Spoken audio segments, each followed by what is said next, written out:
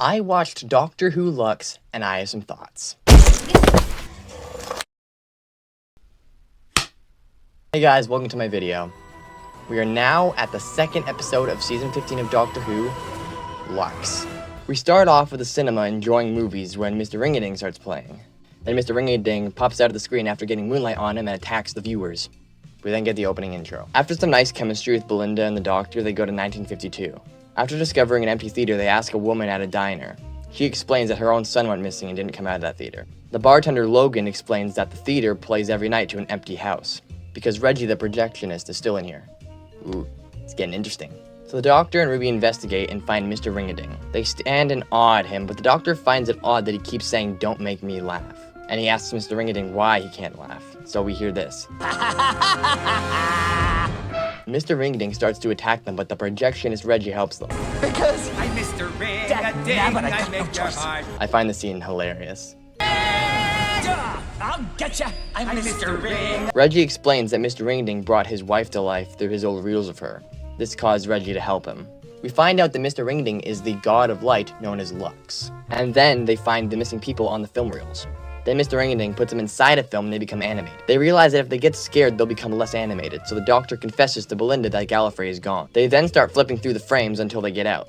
But oh no, the lady from before is back and she has a cop with him and he points a gun at them. But just kidding, it's another trick, so they decide to keep going. Then they decide to... Out.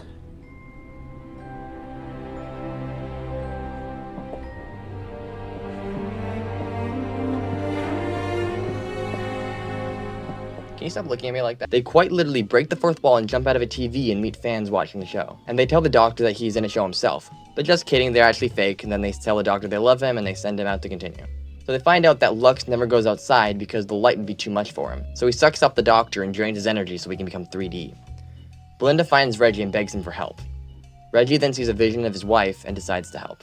And by help, I mean set fire to the film and blow a hole through the wall, creating the perfect angle to expose Lux to the sun.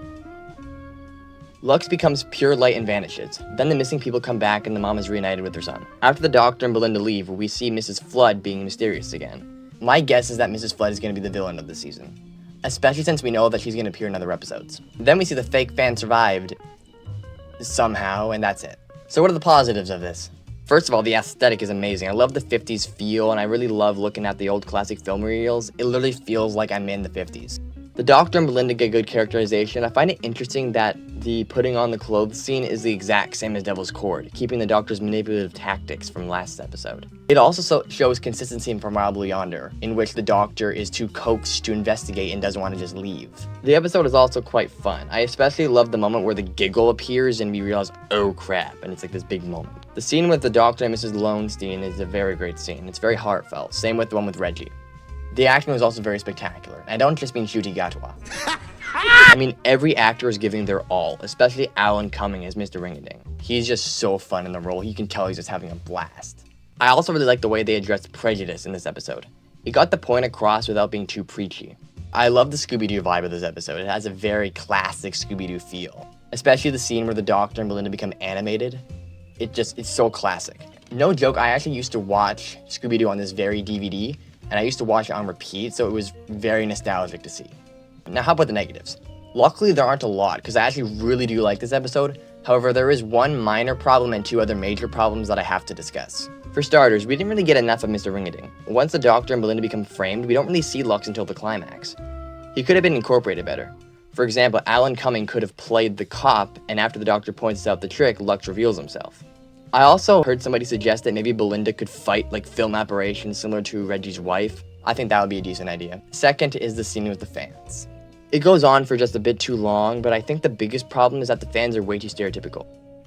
It happened. Doctor, is that you? We're your biggest fans! Oh my god, you're real. You're really real. They should have been portrayed as normal. They could have been a bit more relatable, like a fan who'd watch it every day like myself.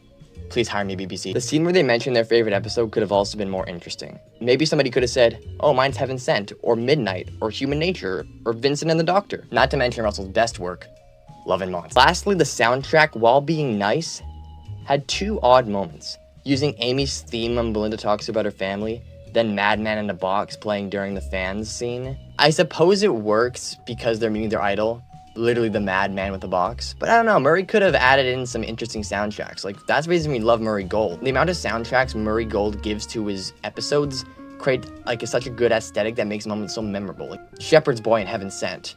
It's such a great moment with perfect music. That's the kind of stuff I love to see from Doctor Who. It was nice for most of the scenes, but for those two, it just felt lazy. With all that being said, I really do like this episode. Like, I love it. I'd give it a solid 7 out of 10. Wait. Oh, I'd mark it down to a 7 out of 10. Stay out of my head, Russell. But let me know what you think in the comments, and please be civil. God bless.